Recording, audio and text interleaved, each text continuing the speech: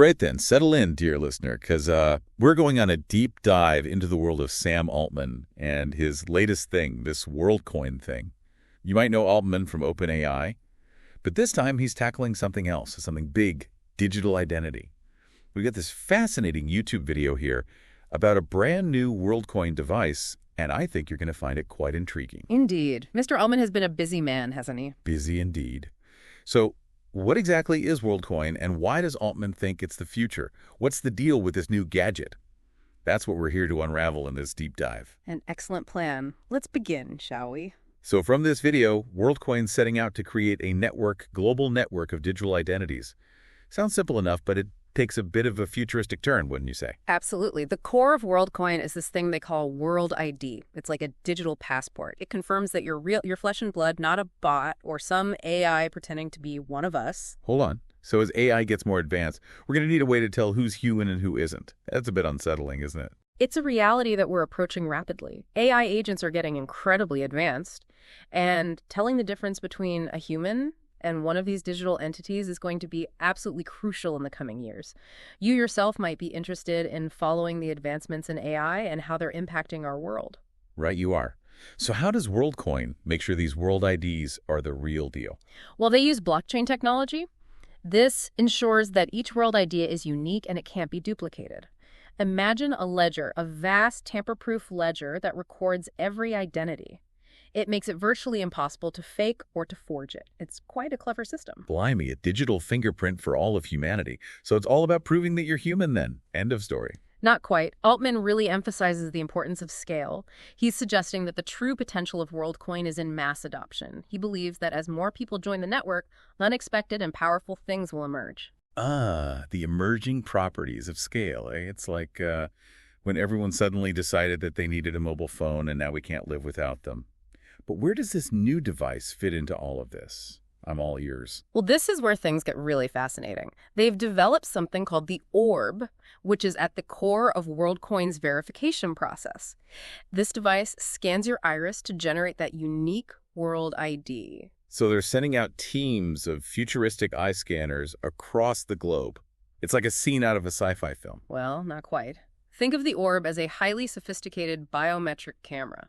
The video highlights its design and features things like faster verification speeds, on-device AI for enhanced security and increased transparency to reassure people about how their data is being used. I must say, the thought of having my eye scanned by this thing is rather intriguing. Imagine your digital identity captured in a single glance. Quite. And Worldcoin is taking an ambitious approach to getting these orbs out into the world. They're setting up flagship locations, they're partnering with retail outlets, they're even offering an orb on demand service. Orb on demand. Now that's what I call service.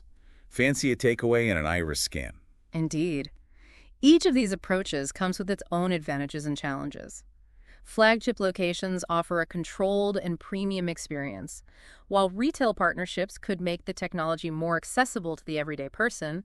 Of course, there's also the question of security, ensuring that these orbs don't fall into the wrong hands. Speaking of security, I can't help but wonder about the privacy implications of all this.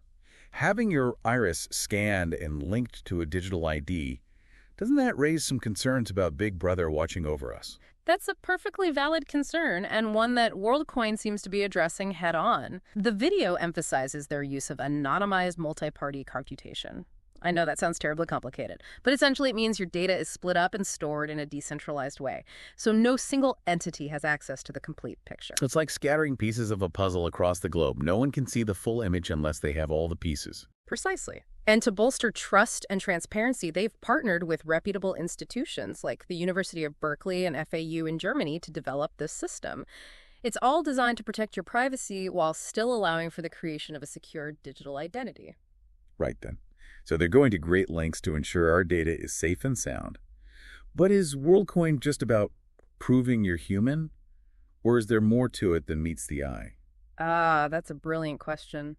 And it leads us to another fascinating aspect of Worldcoin that we'll explore right after a brief pause.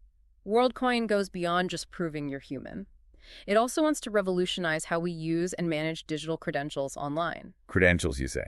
Sounds a bit official, doesn't it? Yeah. Something you'd flash at a secret society meeting. Well, imagine a world where you could prove your age or citizenship online without revealing all your personal details. That's what World ID credentials can do. They use the uniqueness and anonymity of your World ID to create a system where you can access services and verify information securely and privately. Ah, so your World ID is like a digital key that unlocks services and info, but keeps all your personal details safely tucked away. That's a clever concept. Indeed. You could access your medical records securely without needing to carry around any physical documents. Or prove that you're old enough to buy age-restricted things online without sharing your birth date or passport details. Right, you are. No more fumbling for your driver's license at the supermarket then. But wouldn't this make life a bit too easy for the bad guys? If everyone has a foolproof digital ID, wouldn't that make fraud and other online shenanigans even easier? That's a valid concern. It's definitely something Worldcoin will need to address. Security is an ongoing challenge. New vulnerabilities are always popping up. But it's important to weigh those concerns against the potential benefits of a more secure and efficient digital identity system. Speaking of potential benefits, what are some of the ways this technology could actually improve our lives? Well, think about the impact on identity theft. With Worldcoin, your personal information is decentralized and protected by robust encryption. This makes it way more difficult for criminals to steal your identity. No more sleepless nights worrying about phishing emails then. That's certainly a relief. Indeed. And beyond that, World ID could streamline access to essential services like healthcare and financial aid. Imagine a world where you could easily verify your eligibility for benefits without jumping through hoops and providing mountains of paperwork. That would certainly make life easier. No more queuing for hours at the benefits office. Exactly. And we can't forget about the potential impact on international travel. Just picture it. Your iris becomes your boarding pass. You can breeze through airport security without the hassle of all those physical documents. Yeah, that's a future I can get behind. No more frantically searching for your passport at the bottom of your bag. But let's be honest, some people might find all of this a bit intrusive. Having your iris scanned and linked to a digital ID, doesn't that feel a bit controlling? Like Big Brother is always watching. That's the heart of the privacy versus security debate. It's a complex issue with no easy answers. Worldcoin says that their system is designed with privacy as a top priority. They use anonymization techniques to separate your personal information from your biometric data. So it's like having a digital mask. It allows us to move about freely without revealing our true identities. In a way, yes. But it does raise another question. What if someone loses their phone or injures their eye? Are they basically locked out of the system? That's a good point. Wouldn't do to be left stranded in the digital wilderness because of a scratched cornea. As Worldcoin evolves, they'll need to consider these practical challenges and come up with some backup methods. Perhaps they could incorporate fingerprint or voice recognition as alternative ways to verify your identity if your primary biometric data is compromised. A bit like having multiple secret identities. Let's step back for a moment to consider the bigger picture. Do you think Worldcoin is all hype and futuristic fantasy, or does it have the potential to really change the world? It's certainly an ambitious undertaking, and there are undoubtedly many challenges and unknowns ahead. But I do think it's a fascinating exploration of how technology might shape the future of digital identity. It certainly raises some thought-provoking questions about the balance between security, privacy, and personal freedom in a world that's increasingly reliant on technology, wouldn't you say? Absolutely. It's a conversation that deserves careful consideration and debate. The choices we make today will have a huge impact on the digital landscape of tomorrow. Well said. Now, before we dive into the ethical and philosophical implications of all this, let's look at some of the specific technologies behind Worldcoin. I'm particularly intrigued by this World ID deepface system they mentioned. Yeah. How does that actually work, and what are its potential applications beyond just fighting deepfakes? Excellent question. That deserves its own dedicated segment.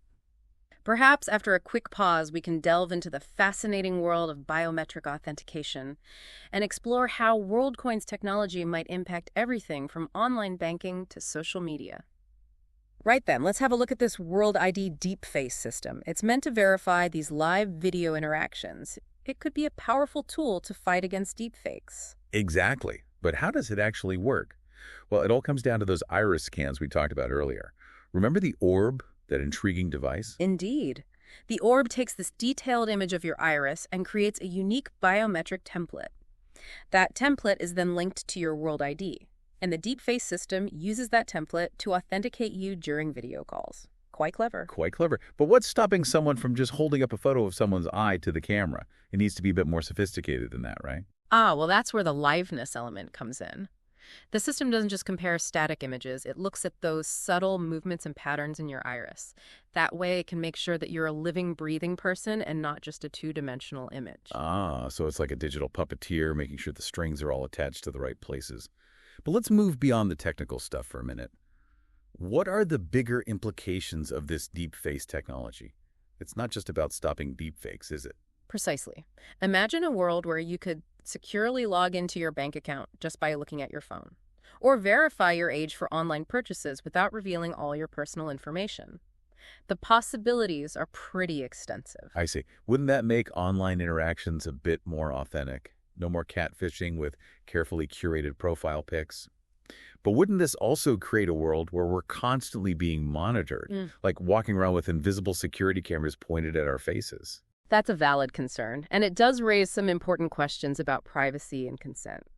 Who has access to this data? How's it stored and protected? And what happens if it falls into the wrong hands? Because once your iris is out there, you can't just pop down to the optician and get a new one, can you? These are complex issues that we need to think about carefully as these technologies become more widespread. We need to balance security and privacy. People need to have control over their own data. Well said. Let's think about the potential benefits here. Could deepface actually help in the fight against online fraud and identity theft? Absolutely. Imagine a world where online transactions are actually secure, where you can be sure you're dealing with the right person. This could completely change things online, from e-commerce to social media. It could create a much more trustworthy and reliable digital landscape. So no more dodgy online auctions then.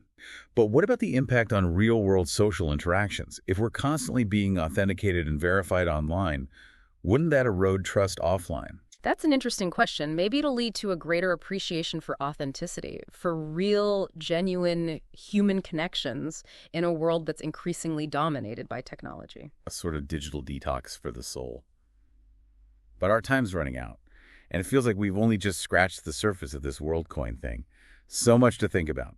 So many questions left unanswered. Worldcoin has some far-reaching implications. It touches on everything from privacy to personal freedom. And this conversation about Worldcoin is really just beginning. Well said. So, dear listener, I'll leave you with this.